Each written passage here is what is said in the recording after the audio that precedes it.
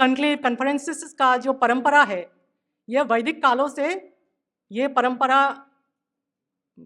मतलब the legacy continues since the वैदिक times.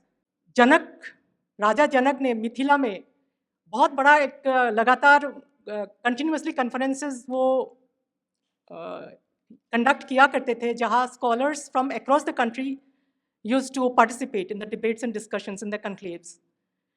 फिर एक नैमिषारण्य जो सीतापुर यूपी में है, वहाँ ऋषियों ने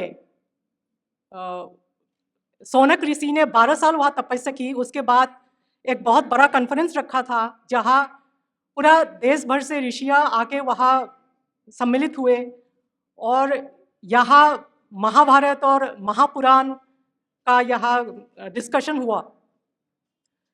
643 CE में असम की जो तब राजा थे भास्करवर्मन, और उस समय ह्यूएन नालंदा यूनिवर्सिटी में पढ़ाई करने के लिए आए हुए थे। उनका that was the second term for him. तो उस समय क्या होता था, जब भी यूनिवर्सिटीज़ के जो स्कॉलर्स हुआ करते थे, चाहे फॉरेन स्कॉलर्स हो या भारत के जो भी स्कॉलर्स हो, वो जब भी राजाओं के रॉयल कोर्ट्स में बुलाए जाते थे फॉर डिबेट्स एंड डिस्कशंस, तो उस समय बुलाने के लिए यूनिवर्सिटी की अथॉरिटी से परमिशन लिया जाता था। तो उस समय पुष्यवती डायनेस्टी का राजा हर्षवर्धन कनौज का, उन्होंने ह्यूएन को अपने कोर्ट पे बुलाया। तो Hiuen was in the court of Harshavardhana from the Pushyavati dynasty. तो राजा भास्करवर्मन असम का, उन्होंने एक चिट्ठी लिखी नालंदा यूनिवर्सिटी की एक अथॉरिटी है शिलाभद्रव, उन्होंने उन्हें चिट्ठी लिखी कि ह्यूएन को उनके कोर्ट में भेजा जाए।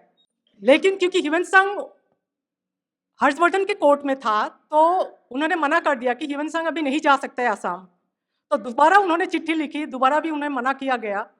तीसरी बार उन्होंने बहुत ही स्ट्रिक्टली लिखा कि ह्यूएन को भेजा जाए। उस समय राजा हर्षवर्धन जो था, वो एक मिलिट्री कैंपेन में बाहर गए हुए थे। तो ह्यूएन को उनके कोर्ट से असम की कोर्ट में भेजा गया। तो जब वापस हर्षवर्धन अपना मिलिट्री कैंपेन से वापस आए, जब उन्होंने अपना कोर्ट में जब नहीं देखा ह्यूएन को, तो उनको जब पता चला कि ये राजा भास्करवर्मन असम में गए हुए हैं, उनके कोर्ट में गए हुए हैं, तो उन्होंने एक चिट्ठी लिखी असम के राजा को कि ह्यूएन को यहाँ भेजा जाए।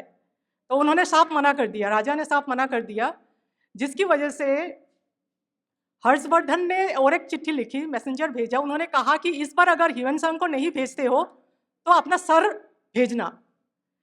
तो राजा को बहुत गुस्सा आया, राजा भास्करवर्मन। तो राजा भास्करवर्मन ने बहुत बड़ा एक army, 30,000 boats, war boats and 20,000 foot soldiers के साथ ब्रह्मपुत्र और गंगा के रास्ते से, पानी के रास्ते से वो आके पहुंच गए कन्नौज।